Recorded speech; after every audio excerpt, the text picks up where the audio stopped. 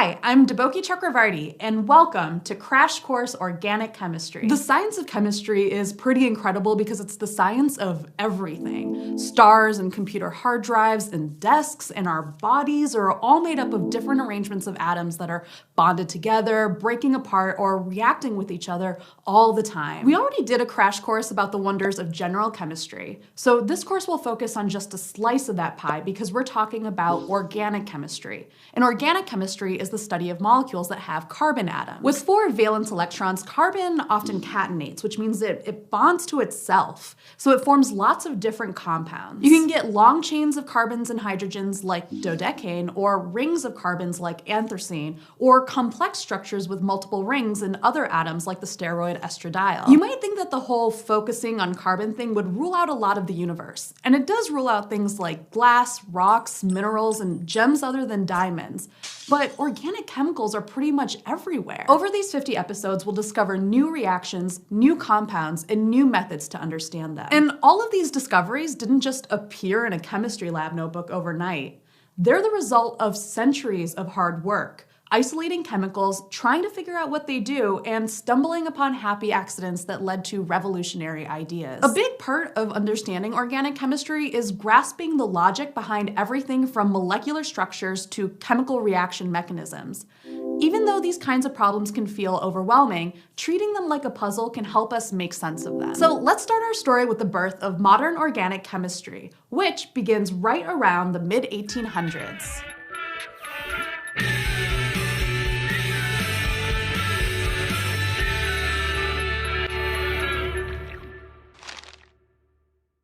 Plants like willow, ephedra, and poppies were known by ancient civilizations to have medicinal benefits, but they had no idea why. In the early 1800s, there was a breakthrough in understanding their medicinal properties, and people began to extract therapeutic chemicals from them. Today, we know these plants contain medicinal organic molecules like salicylic acid, ephedrine, and morphine. Organic means derived from living things, and the term organic chemistry was coined by the Swedish chemist Jens Jacob Berzelius, who discovered several elements and came up with the modern chemical symbols that we use today. At that time, organic chemistry referred to the study of chemical compounds extracted from living things. We thought that organic compounds could only be harvested from living things, but not made. That's why we used to dye our fabrics beautiful colors using organic plant materials, like flowers and dirt, with a little help from our own urine. Urea is the main nitrogen-containing part of urine that comes from our body's metabolic breakdown of proteins. But it's also a great fabric dye, mordant, which is a chemical that makes the dye last longer and often enhances the color.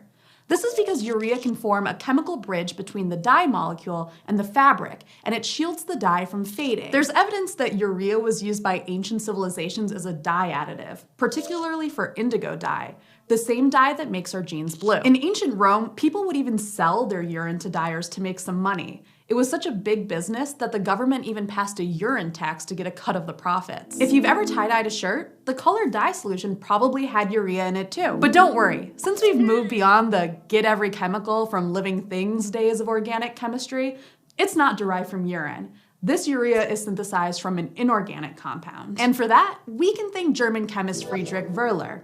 He was a rock collector and is credited with being the first person to isolate the elements yttrium, beryllium, and titanium, and the first person to discover organic matter on meteorites. But he's most well known for his discovery that an inorganic salt, ammonium cyanate, could be used to make urea without a living organism. Wöhler's discovery in 1828 is considered the starting point of the modern organic chemical industry. And today, organic chemistry is defined as the study of the structure, properties, composition, reactions, and preparation of carbon-containing compounds. This definition includes chemicals extracted from living things, but also man-made polymers like plastics. Throughout this course, we need to remember this one simple thing. Organic chemistry is carbon-centric. Carbon is the key atom in all these molecules, and carbon atoms do some very predictable things, like make 4 bonds. Keeping this in mind, there are several different ways we can draw organic compounds. One way to represent organic molecules is with a Lewis structure, like the ones we drew in Crash Course General Chemistry. Lewis structures illustrate what atoms are connected, and they show all the bonds and lone pairs of electrons in a molecule. For example, propane is a common fuel for home heating and barbecue grills, and it's a simple organic compound. Because we haven't learned how to name compounds yet, I'm just going to say that propane's molecular formula is C3H8. So it has 3 carbon atoms and 8 hydrogen atoms. A molecular formula tells us the atoms we have and how many of each atom there is, but it doesn't tell us what's bonded to what. For that, we'll need a Lewis structure. As I mentioned earlier, organic molecules can make carbon chains. So let's start by connecting all 3 of propane's carbons in a straight line. Then, knowing that carbon atoms prefer to make 4 bonds, we can add enough hydrogen atoms around each carbon so that they have 4 bonds. Lastly, we need to check that we've accounted for all 3 carbons and 8 hydrogens in propane's structure. And more importantly, we need to make sure each carbon has 8 electrons around it.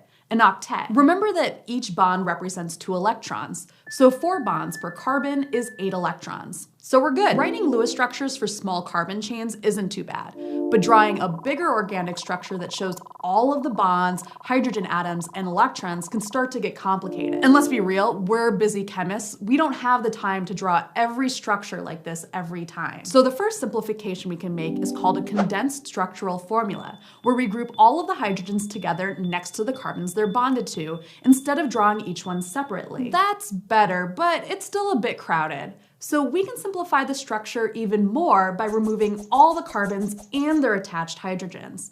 This leaves behind a skeleton of lines representing bonds, which is why this is called a skeletal formula or line angle formula. In skeletal formulas, carbons are the bends or the ends of the lines, and hydrogens aren't shown because carbon atoms in most organic compounds have 4 bonds. So the number of hydrogens needed to give each carbon 4 bonds is implied. We can take these drawing shortcuts for all kinds of organic molecules, no matter how complicated or simple they are. For example, let's look at a straight chain of 8 carbons with a molecular formula C8H18. That's octane, by the way, but we'll get to naming it in a later video. The Lewis structure of octane looks like this. The condensed structural formula looks like this, and the skeletal formula looks like this. And you can see that, unlike the Lewis structure, the skeletal formula uses zigzag lines to represent bonds, because we need those bends to see how many carbon atoms are in the structure.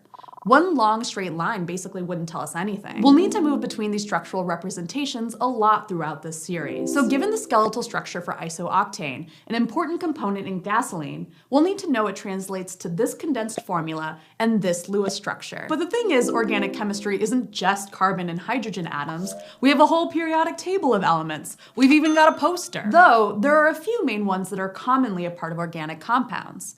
These atoms in organic molecules other than carbon and hydrogen are called heteroatoms. We always show heteroatoms with the attached hydrogens in the skeletal formula, like this one for the artificial sweetener aspartame.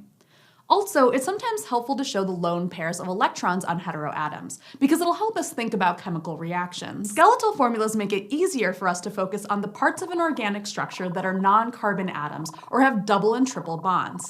These parts are called functional groups, and that's where all the cool chemistry happens. We'll be dealing with a lot of these skeletal structures or other depictions of organic compounds.